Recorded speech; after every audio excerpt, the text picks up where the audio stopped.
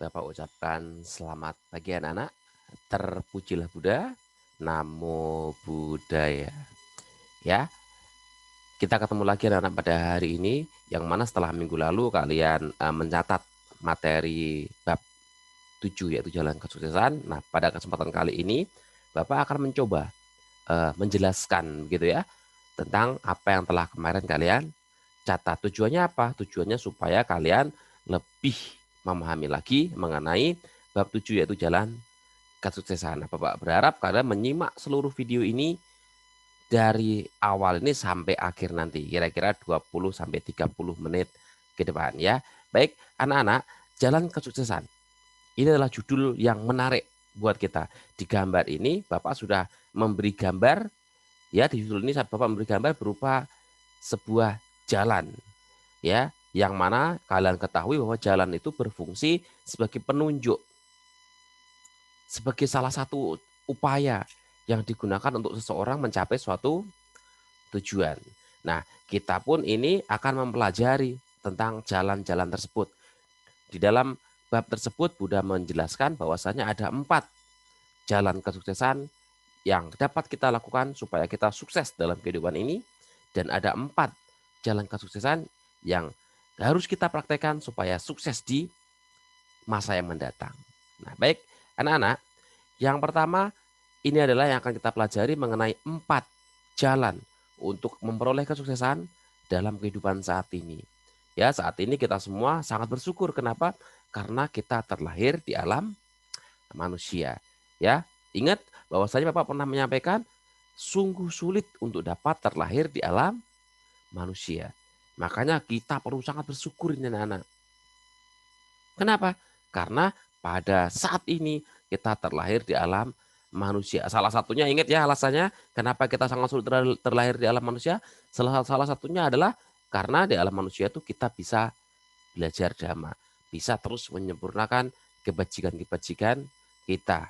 Nah, baik, apa saja 4 jalan untuk memperoleh kesuksesan dalam kehidupan saat ini tuh anak-anak? Ya, betul. Di gambar ini Bapak sudah menggambarkan ini kalau sukses itu identiknya dengan banyak harta. Padahal kesuksesan banyak macamnya, banyak ragamnya. Kesuksesan antara satu orang dengan orang lain berbeda standarnya ya. Tetapi secara umum kalau orang disebut sukses itu apabila orang tersebut sudah bergelimpangan harta, memiliki banyak uang. Nah, seperti di gambar itu masih muda tapi uangnya wah luar biasa, begitu banyak sekali. Ya, begitu senang dia, begitu happy sekali ya.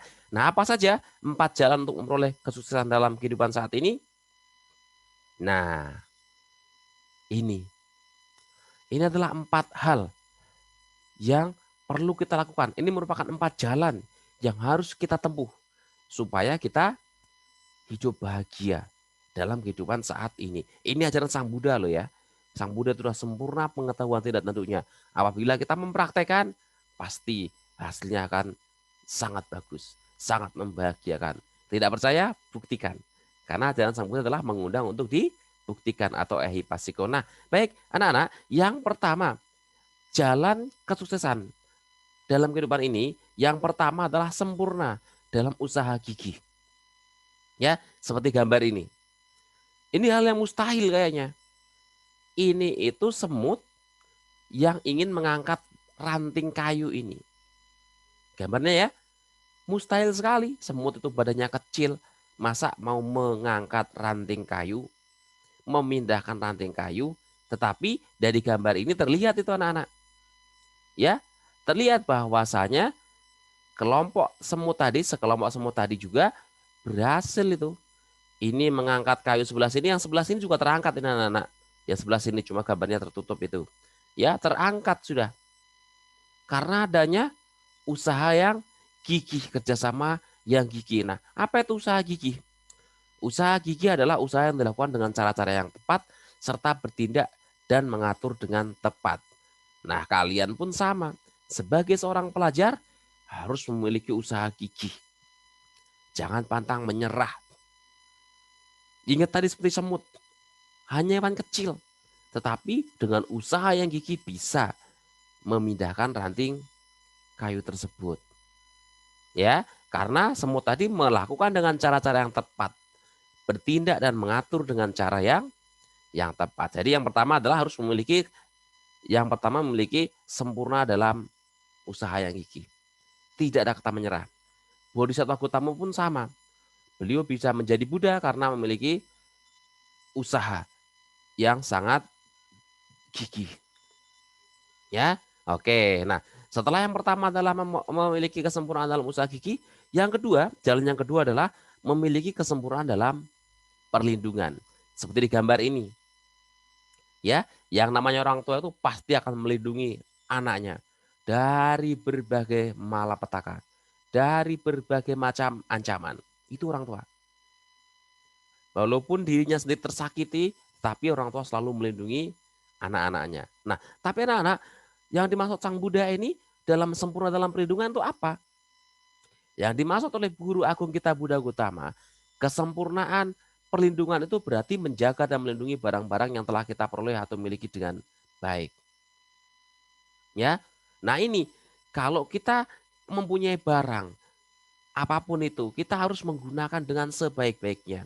Kalian misalnya saat sekolah diberi uang jajan sama orang tua kalian, itu sudah menjadi hak milik kalian uangnya. Tapi kalian harus bisa menggunakan dengan sebaik-baiknya. Jangan malah digunakan untuk berbuat yang buruk. Misalnya di sekolah lain ada anak kecil yang malah membeli rokok. Ada anak kecil yang malah menggunakan uangnya buat membeli voucher game. Nah, itu bukan suatu cara yang baik. Padahal seharusnya terhadap apa yang telah kalian peroleh tadi, kalian harus menjaganya dengan baik dan menggunakan sesuai dengan keperluannya. Seperti saat ini saat daring, orang tua kalian juga sudah membelikan handphone baru untuk menunjang pembelajaran kalian. Ya manfaatkan dengan baik, gunakan dengan baik. Jangan sampai malah kalian sia-siakan karena handphonenya mohon maaf yang kurang bagus. Kalian menginginkan handphonenya yang tipe A misalnya, tapi orang tua kalian baru mampu membelikan tipe B, ya syukuri. Tidak harus dengan marah-marah, merusak handphonenya supaya dibelikan yang baru, tidak. Ingatlah seperti gambar ini, orang tua yang selalu melindungi anak-anaknya.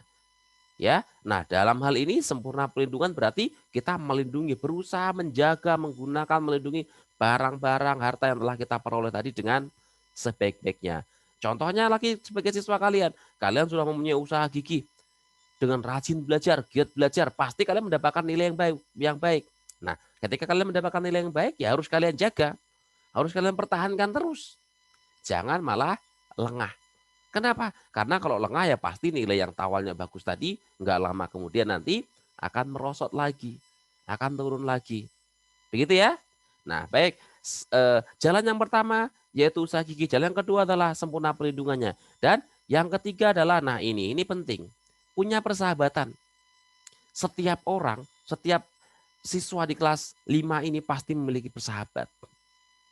Ya, sahabat. Tapi kalian harus bisa mencari sahabat yang baik. Jangan sampai terjerumus ke arah masa sahabat yang kurang baik. Kenapa? Karena kalau sampai terjerumus ke sahabat yang kurang baik, yang rugi itu tidak hanya diri kalian, tetapi orang-orang sekitar kalian, keluarga kalian juga akan sangat dirugikan. Nah, persahabatan yang baik itu bagaimana? Sahabat yang baik itu adalah dia memiliki pikiran, memiliki ucapan, dan juga memiliki jasmaninya yang baik. Tidak akan pernah pikirannya mengeluarkan pikiran yang jahat, ucapannya mengeluarkan ucapan yang jahat, dan jasmaninya juga menghasilkan jasmani perbuatan yang jahat, tidak akan. Nah, kalau kalian menemukan teman-teman seperti itu, tinggalkan. Itu bukan teman yang baik. Teman yang baik itu berarti berpikir yang baik. Ya, ucapannya juga ucapannya lembut, enak untuk didengar. Perbuatannya pun perbuatan yang penuh dengan cinta kasih. Selalu berbuat baik. Ya.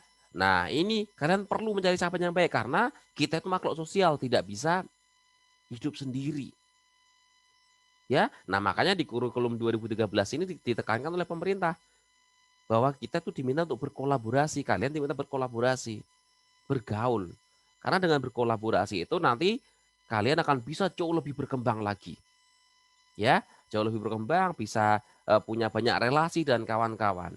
Nah, makanya kalian harus mencari teman sebanyak mungkin. Tetapi ingat, temannya itu harus teman yang baik. Kalyanamita dalam bahasa Pali. Jangan mencari sahabat yang tidak baik. Mencari sahabat tidak baik sangat gampang sekali, ya. Tapi kalau mencari sahabat yang baik agak susah.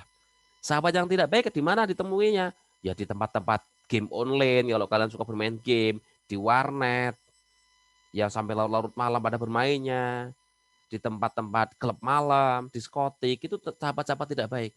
Sahabat baik di mana Pak kita menemukannya? Gampang juga anak-anak sebenarnya. Mencarinya adalah di tempat-tempat eh, wihara misalnya. Ya kan? Di wihara tuh banyak banyak banyak sahabat-sahabat yang baik. Nah, baik, setelah kita belajar mengenai usaha gigi, perlindungan dan sahabat yang baik. Nah, jalan yang keempat ini adalah hidupnya harus seimbang seperti yang saya gambarkan di batu ini. Batu ini seimbang sehingga tidak jomplang, tidak jatuh ke sebelah kiri maupun jatuh ke sebelah kanan. Padahal kalau kalian melihat jumlahnya di sebelah kiri batunya lebih banyak, sebelah kanan batunya lebih sedikit, tetapi dari beratnya ternyata sama. Nah, hidup seimbang itu apa? Hidup seimbang itu berarti mampu mengatur apa yang kita miliki dengan seimbang. Tidak berlebihan, tidak terlalu kurang. Nah, kalau dalam bahasa Indonesia ada pepatahnya, jangan sampai besar pasak daripada tiang. Harus balance, ya. Karena kalau sesuatu yang balance itu, yang seimbang itu pasti akan membuat diri kita bahagia. Ya. Nah, kayak gini, kalian sebagai siswa kelas 5 punya kewajiban harus belajar. Apakah kewajiban kalian hanya belajar, belajar, belajar, bangun tidur, membuka mandi, terus buka buku, belajar, sekolah, sekolah, belajar full di sekolah, sampai rumah, buka lagi belajar, tidur sebentar, bangun tidur, belajar lagi, sampai malam, nonton TV sebentar, tidur, selesai. Nah, apakah itu seimbang? Tidak. Ya, karena kalian masih seorang siswa kelas 5, masih punya waktu, masih ada kewajiban yaitu untuk bermain juga.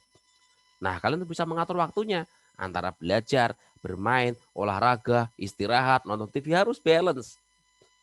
Jangan hanya fokus belajar, belajar, belajar. Ya, karena kalau sesuatu yang berlebihan itu juga tidak baik. Harus seimbang antara belajar, bermain, nonton TV, istirahat, dan sebagainya. Ya, nah, baik anak-anak, 4 jalan ini merupakan jalan menuju kesuksesan dalam kehidupan saat ini. Silahkan kalian buktikan. Ya, pada intinya kalau selama kalian terus berbuat baik melalui pikiran, melalui ucapan dan melalui jasmani kalian, ini pasti kalian akan senantiasa sukses dalam kehidupan saat ini. Akan bahagia, ya.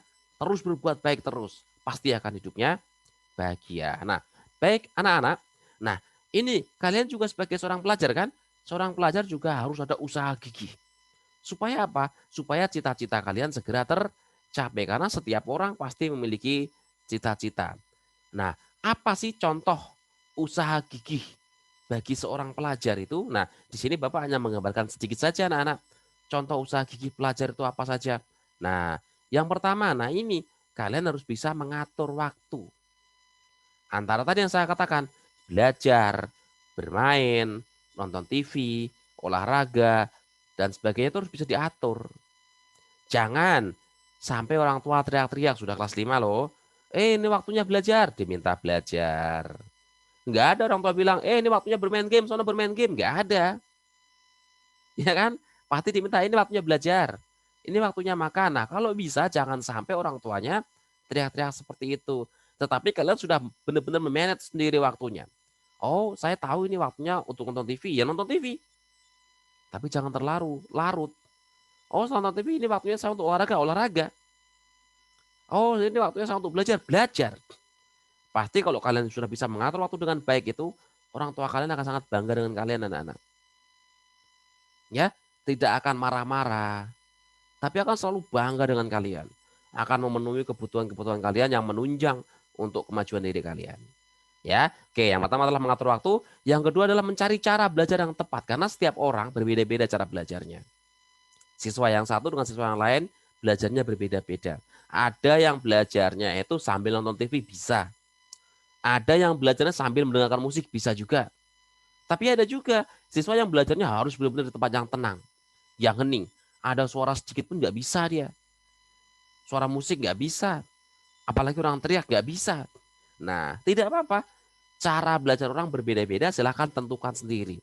Cari cara yang paling gampang dalam proses belajar kalian. Nah, kemudian yang ketiga adalah memperhatikan setiap hal yang diajarkan oleh guru. Ini harus kalian perhatikan. Ketika ada yang nggak tahu, tanyakan. Ketika ada yang nggak jelas, tanyakan. Apakah saat online seperti ini maupun saat tidak online harus kalian lakukan itu. Saat tidak online lebih gampang, kalau ada yang nggak jelas tinggal tanya, langsung sampaikan ke gurunya. Saat online seperti ini bisa juga. Kalian sudah punya WA guru masing-masing. Chat ke gurunya. Pasti akan direspon, walaupun slow responnya ya. Tapi pasti akan direspon. Ya, harus berani, jangan takut. Selama kalian berbuat baik, jangan takut. Pasti akan mendapatkan respon. Rasa malunya dibuang dulu. Demi kebaikan kalian, kalau ada yang nggak tahu, tanyakan. Begitu ya. Nah, kemudian ini belajar nggak hanya sekali anak-anak. Yang keempat, berulang-ulang. Supaya apa? Supaya semakin ingat. Cara menghafalkan, ingat kalau waktu kelas 4 dulu Bapak sudah pernah menyampaikan, cara belajar itu tidak, cara menghafalkan itu tidak harus merem begini membacanya, tidak. Tapi baca berulang-ulang. Satu kalimat, satu soal itu kalian baca. 2 kali, 3 kali, 4 kali, pasti ingat nanti. Bacanya bolak-balik dari soal menuju jawaban, jawaban kembali lagi ke soal, baca secara berulang-ulang, pasti akan ingat sendiri. Begitu ya. Itu adalah contoh usaha gigi seorang pelajar. Oke, berikutnya. Nah, ini anak-anak tadi salah satu dari jalan menuju kesuksesan dalam kehidupan saat ini, yaitu juga memiliki sahabat yang baik. Setiap orang pasti ingin punya sahabat yang baik. Tidak ada satupun siswa yang ingin memiliki sahabat yang kurang baik. Nah, Bapak melihat di kelas 5 ini ketika tatap muka langsung dulu sudah punya banyak ini, sudah punya kelompok-kelompok sendiri nih, punya teman-teman yang cocok di hati kalian masing-masing ini. Nah, bagaimana sih ciri-ciri sahabat yang baik itu? Ciri-ciri sahabat yang baik itu anak-anak minimal, minimal ya, minimal tuh adalah dia memiliki moral yang tinggi. Minimal dia menjalankan 5 sila, Pancasila Buddhis. Nah, kalau orang yang mampu menjalankan 5 sila Buddhis itu pasti dia memiliki perilaku yang baik, memiliki moral yang baik. Nah, orang seperti itu layak untuk kalian jadikan teman. Kenapa? Karena orang tersebut pasti akan senantiasa mengarahkan kalian kepada perbuatan-perbuatan yang baik lewat pikiran, ucapan maupun lewat jasmani kalian. Nah, yang kedua adalah ia itu memiliki keyakinan terhadap Sang Triratna. Ya, Buddha Dhamma dan Sangha selalu mengajarkan kebaikan kepada kalian juga. Dan yang ketiga, murah hati serta bijaksana. Dia rela untuk berdana, gemar memberi pertolongan kepada kalian ketika ada kesusahan tanpa hitung-hitungan, tanpa mengungkit-ungkit. Nah, ini adalah ciri dari sahabat yang baik. Ya, kalau kalian ada kesusahan langsung ditolong. Tidak mengungkit-ungkit masa lalu. Ya. Jadi 3 ciri ini minimum yang dimiliki oleh teman yang baik. Pada intinya adalah dia yang paling penting di sini memiliki moral yang baik ini. Menjalankan Pancasila Buddhis, pantang membunuh, pantang mencuri, pantang asusila, pantang berbohong, dan pantang mabuk-mabukan. Ketika kalian menemukan teman seperti itu adalah teman yang layak kalian jadikan sebagai teman yang baik. Nah, baik anak-anak, setelah kita belajar mengenai 4 jalan kesuksesan pada kehidupan saat ini, kita juga akan melanjutkan yaitu belajar mengenai 4 jalan untuk memperoleh kesuksesan dalam kehidupan mendatang. Kehidupan mendatang itu bisa kehidupan setelah kalian meninggal nanti, setelah meninggal dunia dari alam manusia, bisa terlahir lagi ke alam berikutnya, ataupun bisa kalian saat ini masih kecil, masa mendatang berarti nanti ketika kalian sudah dewasa, sudah waktunya berumah tangga, sudah dewasa lah, sudah punya keluarga. Pasti ketika punya keluarga menginginkan bahagia, menginginkan sukses. Tidak ada seseorang membangun sebuah keluarga tujuannya ingin menderita, tidak ada. Pasti tujuannya ingin bahagia. Nah, bahagianya itu bisa diperoleh ketika masa mendatang yaitu masa kalian sudah dewasa tadi atau masa ketika kalian sudah meninggal dunia. Nah, baik anak-anak, di dalam gambar ini Bapak menggambarkan itu adalah seorang tokoh itu. Ada yang tahu siapa? Ya, dia ini adalah Bill Gates, anak-anak. Bill Gates itu yang punya Microsoft. Microsoft itu yang dipakai perangkat lunaknya di semua semua komputer di seluruh dunia itu. Ya ini orangnya. Bill Gates ini orang begitu cerdas membuat software Microsoft itu kan. Nah ini hartanya, wow, sudah nggak ternilai anak-anak. Banyak sekali, bertriliun-triliun. Mungkin orang ini sampai bingung dia mau buat apa hartanya itu. Kebanyakan orang pada susah mencari harta, dia sampai bingung anak-anak, hartanya buat apa ini? Sangat banyak sekali hartanya. Ya, dia per jam itu berapa miliar itu. Berapa triliun tuh per jam uangnya. Ya, inilah contoh orang yang sukses di kehidupan ketika dia sudah dewasa. Dan dia ini orang sangat baik sekali, anak-anak, gemar berderma. Sangat gemar berderma orangnya ini ya. Nah, baik anak-anak, apa saja 4 jalan untuk memperoleh kesuksesan dalam kehidupan mendatang? Nah, ini ada 4 gambar di situ ya. Yang pertama adalah sempurna keyakinan. Nah, kita semua ini, kalian semua harus mempunyai keyakinan yang kuat. Terhadap siapa? Terhadap Buddha, Dhamma, dan Sangha. Buddha itu berarti kesadaran, kalian harus ingat, selalu sadar. Setiap kalian berpikir, kalian berucap, kalian berbuat harus selalu sadar. Ya. Nah, Dhamma itu kalian harus berpedoman kepada kebenaran. Kebenaran dari ajaran Sang Buddha. Dan juga Sangha. Sangha adalah para murid-murid Buddha yang telah mempraktekkan ajaran Sang Buddha hingga beliau mencapai Nibbana. Ya. Nah, jadi kalian harus punya keyakinan yang sempurna.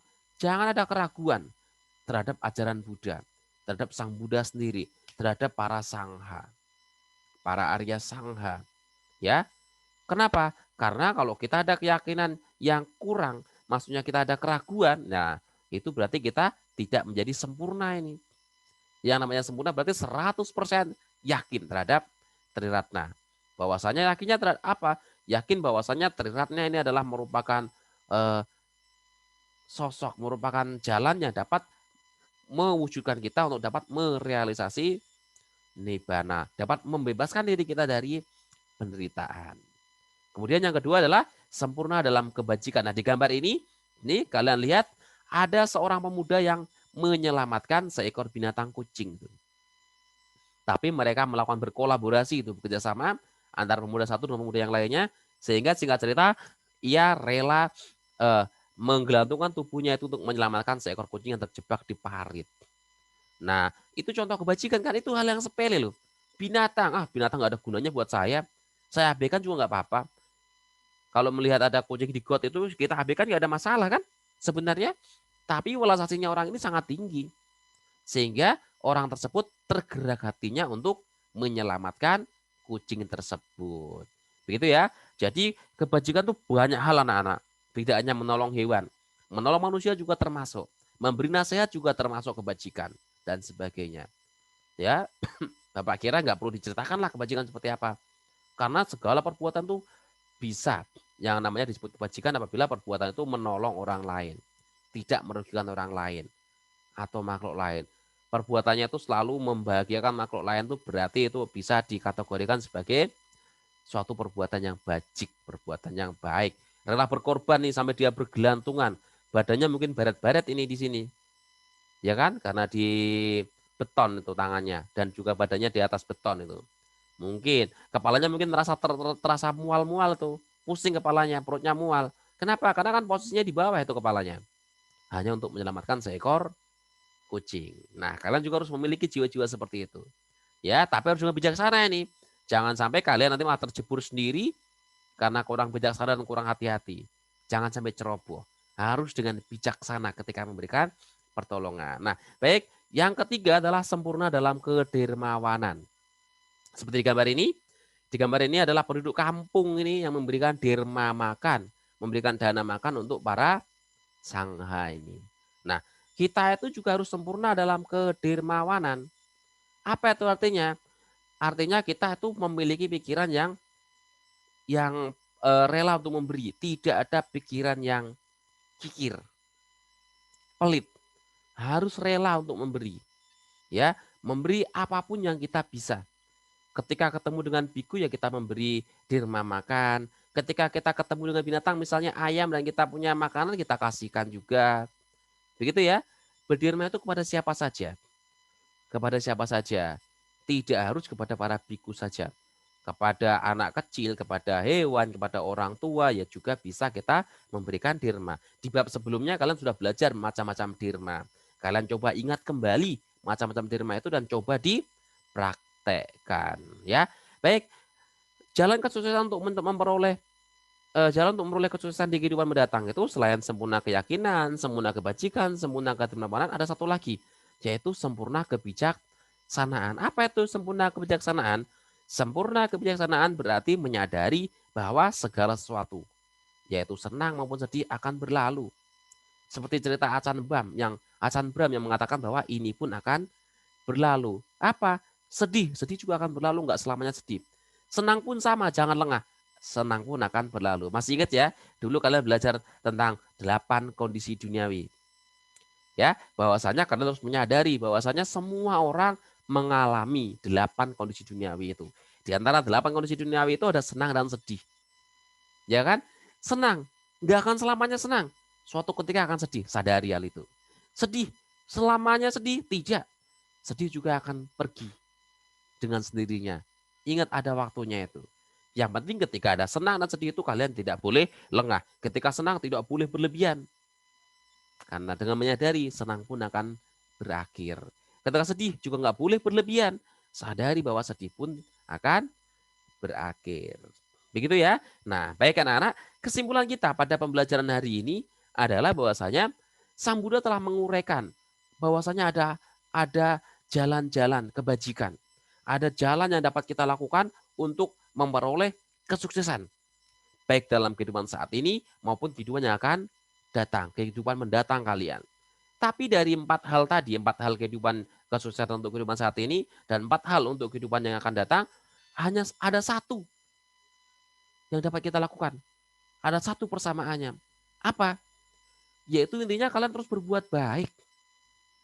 Ya, berbuat baik melalui pikiran, ucapan dan melalui jasmani kita. Selama kita berbuat baik terus-menerus dengan tulus, dengan niat yang baik, mengetahui tujuan yang baiknya, pasti kita akan sukses.